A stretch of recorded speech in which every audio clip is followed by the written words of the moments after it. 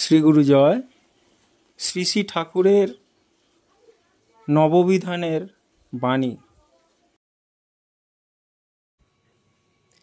এক, শ্রীগুরু সংঘ আমার প্রাণ। শ্রীগুরু সংঘের জন্য যে প্রাণ দিবে তার জন্য আমি প্রাণ দিব। শ্রীগুরু সংঘকে বাঁচাইয়া রাখাই আমার শিষ্যের শিষ্যত্বের লক্ষণ। যে শ্রীগুরু সংঘকে ভালোবাসিতে পারিবে না, তাহাকে আমি কিভাবে শিষ্য বলিয়া মনে করিতে পারি?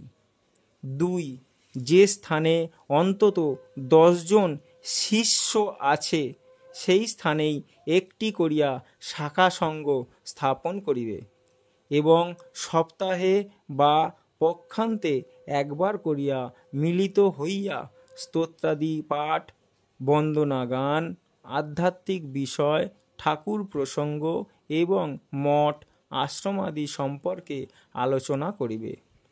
৩, যে স্থানে অন্তত 10 জন শিষ্যা আছে, সেই স্থানে উপরি উক্ত নিয়মে মাতৃসঙ্গ স্থাপন করিবে।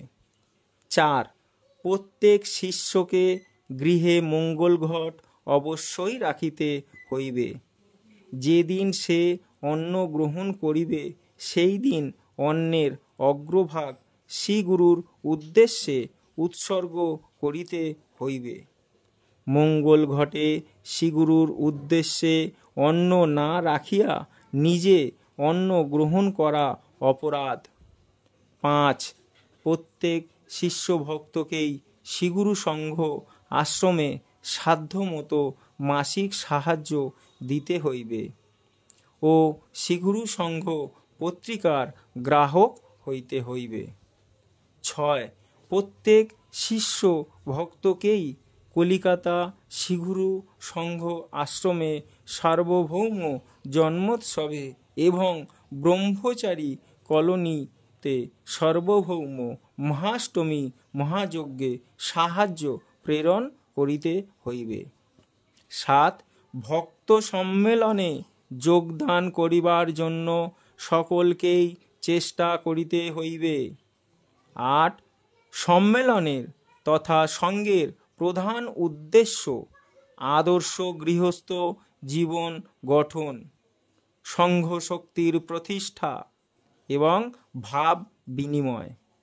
সংঘান্তর্গত শিষ্য ভক্তবৃন্দ এই আদর্শত্রয়কে লক্ষ্য করিয়া শ্রীগুরু নির্দিষ্ট সাধন সহায়ে জীবন পথে পরিচালিত হওয়ায় যথারীতি চেষ্টা করিবে। ৯, প্রতিটি শিষ্য শ্রীগুরু সংঘাশ্রিত হওয়ার চিহ্নস্বরূপ বক্ষে রুদ্রাক্ষ ধারণ করিবে এবং পরস্পরের প্রতি ভ্রাতৃভাব পোষণ করিবে। এই 9টি বিধান আমাদের গুরুদেব দিয়ে গেছেন তার শিষ্য ও ভক্তজনের জন্য। শ্রী গুরু জয়, শ্রী গুরু জয়, শ্রী গুরু জয়।